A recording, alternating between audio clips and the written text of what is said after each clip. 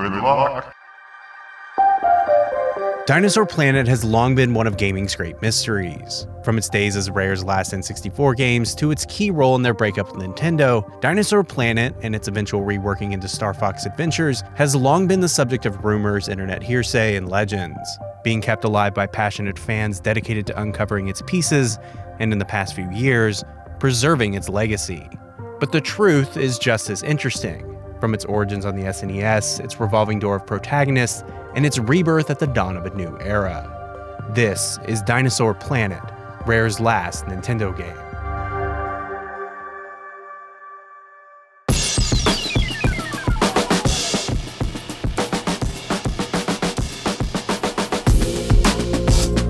By 1997, Rare had become Nintendo's not-so-secret weapon.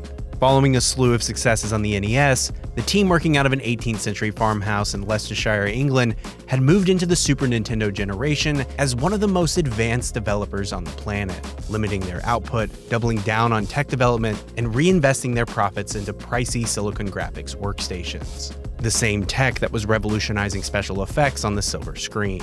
With them, Rare, under the guidance of the founding Stamper brothers, could create impressive pre-rendered graphics on current-gen hardware. While true 3D was still mostly on the horizon with Nintendo's hotly anticipated Ultra 64, Rare was able to keep the SNES in the race as the technology gap widened between it and the competition. Nintendo took notice, buying up 49% of the company in 1994 and offering them the chance to reinvent one of their classic characters.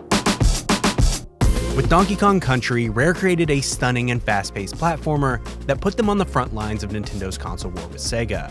And with all of this coming out of a base SNES without any fancy add-ons or disk drives, Rare made Sega flinch.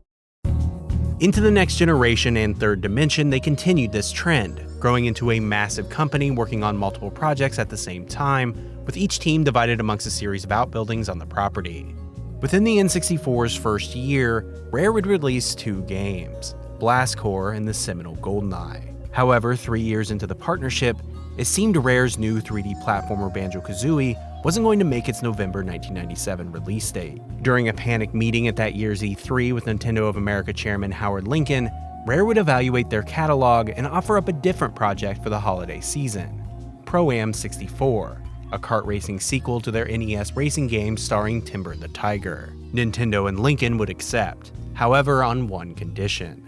Nintendo producer Shigeru Miyamoto, upon seeing their demo, felt that Timber wasn't a strong enough character to carry the game through the holiday season, instead suggesting the team change the lead to someone with a bit more brand recognition. In the following months, the team working just downstairs from the Banjo development would move Timber into P2 and rework Pro-Am 64 into Diddy Kong Racing. Following the release of DKR, the team would be split down the middle, with one half beginning work on Jet Force Gemini and another on a new adventure project focused on time traveling to a prehistoric world.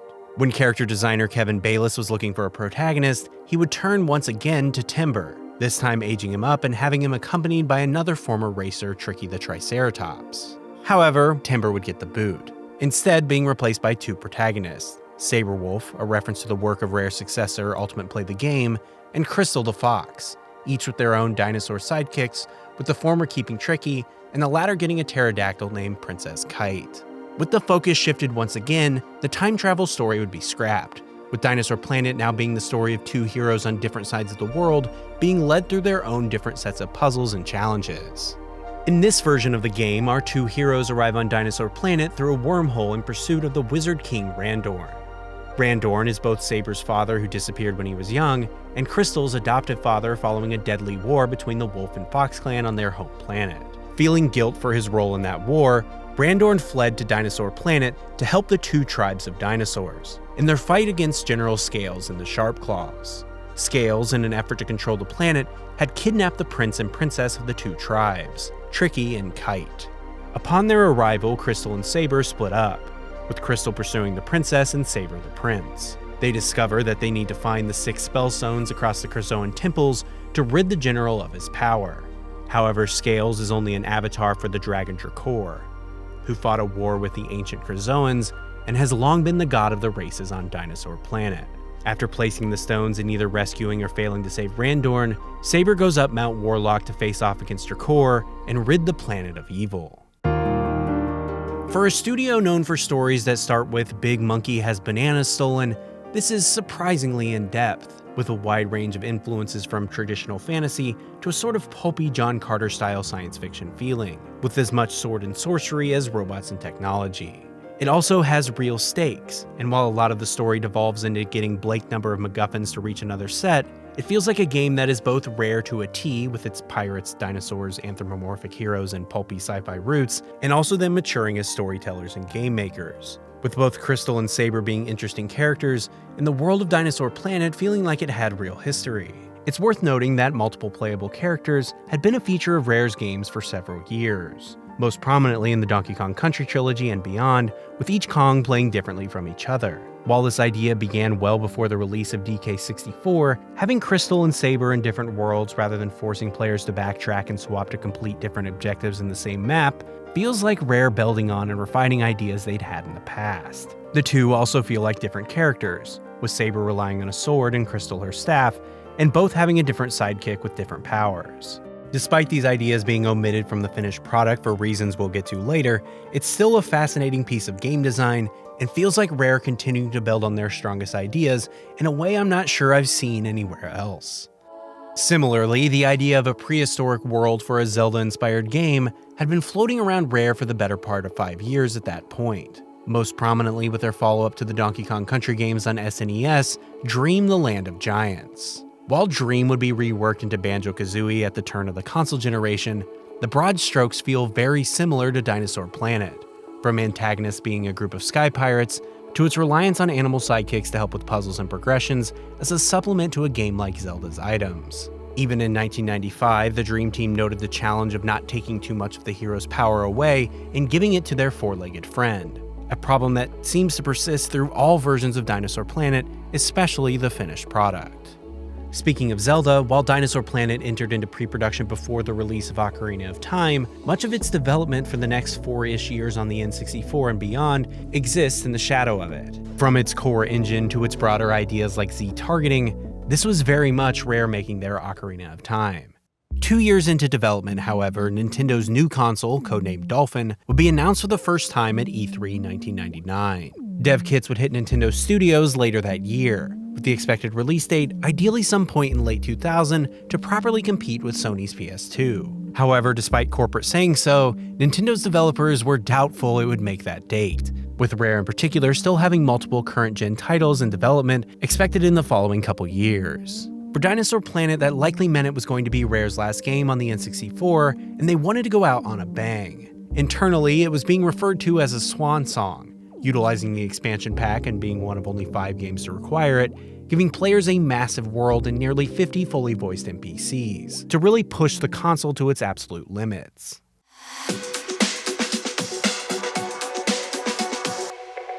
By early 2000, despite the coming next generation, Rare was ready to show Dinosaur Planet to the public. As early as January, publications worldwide would receive assets and press kits, with the game being fully shown off at E3 alongside Silicon Knights' N64 title Eternal Darkness. Reports from the time painted as Rare's most ambitious game to date, citing that the world felt too large to get a full taste of during a single E3 demo, comparing it to, quote, the Dark Crystal meets Jet Force Gemini, and noting that its similarities with the N64 Zeldas were hard to deny. That being said, it lacked a release date, with Rare's holiday spot saved for Banjo-Tooie. Speculation would point to its likely switch to next-gen hardware, as the N64 was definitely showing its age, with publications going as far to state that both Conker's Bad Fur Day and Eternal Darkness were likely to make the jump as well. The former would remain, however the latter would come true, as just before E3, Nintendo would announce that they were moving their next-gen hardware, now dubbed the GameCube, into 2001, due in part to the lack of next-gen titles ready for release. At that E3, however, 2 important things were happening behind closed doors. The first involved self-proclaimed Diddy Kong Racing fan and current head of Microsoft Game Studio Ed Freeze meeting with the team at Rare. Freeze had a metaphorical blank check in his pocket and just over a year and a half to build a launch window lineup for Microsoft's new yet-to-be-unveiled console. It was, at least according to Freeze, more of a friendly meeting to see exactly what Rare's deal with Nintendo looked like, and potentially get the ball rolling for any future projects that might have an opportunity for collaboration. Rare would politely decline, however. This second was with Nintendo, and they had big changes planned for Dinosaur Planet. Sabre was out, and Fox McCloud was in. While the team at Rare were working on their game, a team in Kyoto, headed up by Star Fox art director Takaya Imamura, were beginning work on a sequel to Star Fox 64. When discussing ideas, Miyamoto would instead suggest getting Fox out of his R-Wing and having players control him in a third-person shooter environment, as a sort of extension of both the Landmaster and the all-range mode segments of the 64 game. The team, however, hadn't made much progress, as many of those involved were pulled onto other projects, most prominently Majora's Mask. When work would finish up in April 2000, the GameCube would be delayed and Imamura's work would spin back up, Miyamoto would approach again with a different plan. The Star Fox team could combine their ideas with Rare, creating something loosely dubbed Star Fox Adventures Dinosaur Planet. At E3, Rare would get the same information in a meeting that didn't feel far off from how things had gone with Diddy Kong Racing a few years prior. This time, however, the team at Rare was a bit skeptical. It sort of felt like their work on developing their world was being filed off and repackaged to fit inside the world of Star Fox. Nintendo's true motivations on this change have long been speculated on, with so much of it pointing to a perceived culture war between the two companies, due in part to a likely fabricated quote from Miyamoto and an awareness that their partnership was coming to an end in a few years. By forcing Rare to make a Nintendo character the lead, the company wouldn't be able to release it on competing hardware. As Dinosaur Planet was very much still an N64 game, and any deal for the future of Rare was still a long way off, judging by that other meeting, this likely isn't the case. Regardless, Nintendo's motivation seems to be a lot simpler and frankly, a bit dumber. Star Fox and Sabre not only look similar, but both follow the name convention of cool noun starting with S followed by an animal name. The opening moments of Dinosaur Planet also do resemble a prehistoric lo-fi version of Star Fox gameplay that existed pretty early on in development. That, coupled with the aforementioned lack of GameCube launch window titles, likely made the Switch feel like a no-brainer, being an easy solution to have a big Nintendo IP early on in the console's lifespan. It's worth pointing out, though, that the switch to the GameCube either came after this meeting or was much less immediate of a decision, as when a build would leak in 2021 from December 2000, a few months after this meeting, it would feature Fox but still be on the N64, down to requiring the expansion pack. Game design isn't necessarily linear, and while the build is far along, it's a little unclear what context it was in. Nintendo had distributed GameCube dev kits to Rare over a year prior, and games such as Cameo, grabbed by the Ghoulies in their Perfect Dark sequel, would all start life on the console around this time. However, the Dinosaur Planet build could have been some preliminary work to see how Fox McCloud felt in that context, done before the arduous porting process, or a relic from a time when Nintendo and Rare were still working out all the hypotheticals, perhaps seeing how it would fit as one last offering on N64 to those who didn't purchase a next-gen console in holiday 2000. That being said, outlets around this time would cite that Dinosaur Planet had made the move to GameCube before they would report that it was a Star Fox game, making the former the more likely case. Internally, the team would begin work after E3 despite their skepticism. Kevin Bayliss, alongside main designer Lee Schuneman and lead software designer Phil Tossell, would travel to Japan for a week to iron out the changes with Miyamoto and Imamura. Following that, Imamura would stay for a couple months in England, working closely with the team at Rare to make cuts and to ensure the game fit the Star Fox world. Krystal was one of the first things to go, with her role being cut back substantially. While she's still playable, her and Fox are no longer the dual protagonists they were in Dinosaur Planet. Fox is very much the hero of Star Fox Adventures, with it going as far to give him Krystal's staff because Imamura didn't feel great about Fox, quote, lopping the heads off of fellow animals. Similarly, Krystal's redesign in the finished product, from a yellow dress to this two-piece loincloth number, is by all accounts Imamura as well, with him citing the American comic Vampirella as an influence, and he and Miyamoto's desire to add some, quote, sex appeal to Star Fox, for some reason. Both of these changes are a little odd, paint a picture of two teams that were beginning to drift apart, and seem a little far off from both Star Fox and Dinosaur Planet's strengths. But whether it was the best choice or not, work on Star Fox Adventures on GameCube would continue into 2001. While no official word was given, French GameCube-based news site Console France would report as early as March that their sources pointed to Dinosaur Planet becoming a Star Fox game, intending to release alongside the launch of the GameCube, possibly with a Metroid 4 being worked on at Retro Studios. Not long after, Rare would pull Dinosaur Planet from their website, and Nintendo would officially announce Star Fox Adventure: Dinosaur Planet with E3 just over the horizon. At E3 2001, alongside games like Melee, Luigi's Mansion, and Rare's own Donkey Kong Racing, attendees would get their first look at this new version of Dinosaur Planet. Despite the nearly 4 years of development, it was in a rough state, partly due to this being no simple port from the N64. Sound effects were missing, frame rates dropped, and it paled in comparison from a stability point of view to Rare's own Cameo. That being said though, it's hard to understate how big of a fidelity jump this was, showcasing for the first time what Rare, a team known for pushing Nintendo's hardware limits, could do in the coming generation, even despite the demo's rough edges. While no interview or developer has confirmed it, it wouldn't surprise me if, following the switch to the GameCube, the entire project was all but rebooted and rebuilt from the ground up, purely based on the texture changes alone. The GameCube was coming, and this was a sign that Nintendo and Rare were going to continue to do what they did best, at least until they didn't. So much of the conversation around Rare and Nintendo's relationship pointed to Nintendo only owning 49% of the company. Rare technically maintained its independence and, Dinosaur Planet notwithstanding, was often allowed to do things their own way to the benefit of both parties. However, the initial deal set in place in 1994 had an option that, in an unspecified amount of time, likely about 8 years, Nintendo could either buy up the rest of Rare or dissolve the partnership. It seems like a no-brainer, right? No studio outside of Japan had given Nintendo more hits. Why would they ever let Rare go? From Nintendo's perspective, this once profitable partnership had started to sour. Rare was spread thin and was making more and more costly mistakes. Even Star Fox Adventure was behind schedule, and as the new generation began, the market was now more competitive than ever. Nintendo was no longer top dog, and their strategy had to change. Early in 2002, Microsoft Game Studios head Ed Freeze would get a call. It was looking like Nintendo was going to let the studio in Leicestershire go, and a bidding war would begin. Activision would move in alongside Microsoft, and for Rare, who had been developing games exclusively for one console manufacturer, the idea of being a third party was appealing. Despite this, however, Activision and Rare's negotiations would break down, and Microsoft would put in one last higher bid, giving them complete control of Rare and buying out both Nintendo and the Stamper Brothers shares for $375 million. Internally, as negotiations unfolded, a lot of Rare's projects would be put on hold. It's hard to really continue work when it's unclear what console you're going to be developing for. Projects like the recently revealed Donkey Kong Racing would be briefly reworked before being cancelled. However, for Star Fox Adventures, which had failed to meet its holiday 2001 deadline and now was outside of the GameCube launch window, work continued with no deal being able to go through until its release.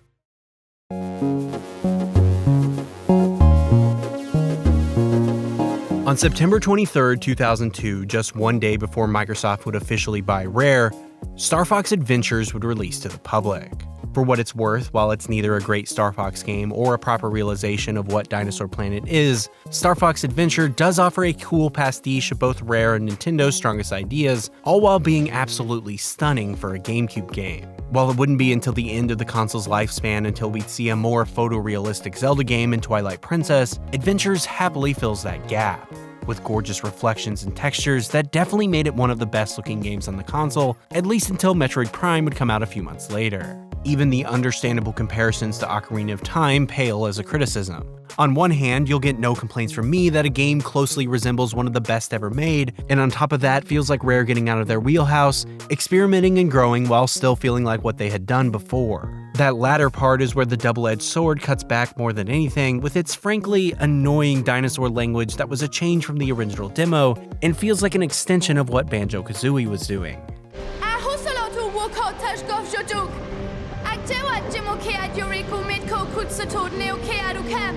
That, alongside Tricky, the game's main sidekick who's a bit insufferable and has more abilities than Fox does for much of the game, and R-Wing sections that feel basically forgotten, Adventures has its fair share of rough edges, likely due in part to the rushed final days of development. However, it's an interesting look at what one potential future of the company could have been, and demonstrates them trying to move beyond the simple collectathon with their mascots. Following the buyout, many of Rare's projects from the GameCube would be brought onto first the original Xbox and then the 360, with titles like Cameo, Perfect Dark, and Grab by the Ghoulies. However, it was hard to not notice that some of the Rare magic had been lost. The company culture had changed. They were no longer a strong independent voice, and instead one piece of a growing monolith. Over the years, and even slightly before the buyout, their strongest voices were beginning to scatter, most prominently with the founding Stamper brothers parting ways in 2007, largely leaving games as a whole. In many ways, for me, Rare doesn't exist anymore. That is, the Rare that I knew and loved and that I got up every morning like an excited child to go to work for. The Rare where all my friends were, most of whom are no longer there. The Rare that does exist is a new Rare, with different goals and different aims, and I hope that they will go on and continue to thrive in their own way. For Nintendo and Imamura, it would take 3 more years after Adventures for a much more true-to-form Star Fox experience and Assault from Namco to hit store shelves. While Imamura would finally get the third-person shooter he'd started on years before, it's admittedly a much less polished and much more clunky experience than Adventure's own on-foot controls. Despite that, its spectacle and choice to move forward the universe makes it essentially the only air quotes true sequel of Star Fox 64 we've got, with the series after these either re-releasing or retelling the 64 story instead. Dinosaur Planet, on the other hand, continued to be a mystery, carried on by dedicated fans posting images and leaked design documents on forums. However, in 2021, a nearly full build of the game would be released, acquired by game preservationist group Forest of Illusion through a private collector.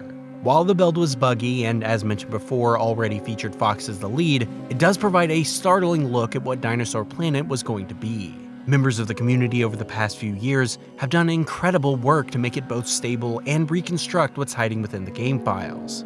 It's, pun intended, rare to see this much of a cancelled game available, and offers a truly impressive look at where the studio's heads were at in late 2000. Dinosaur Planet's legacy is complicated. On one hand, it gave the GameCube its one and only hurrah from Rare, but on the other, it gave us the end of one of gaming's most iconic partnerships. Looking at it in hindsight, it's easy to see how tiny changes could have had a massive impact on how everything panned out.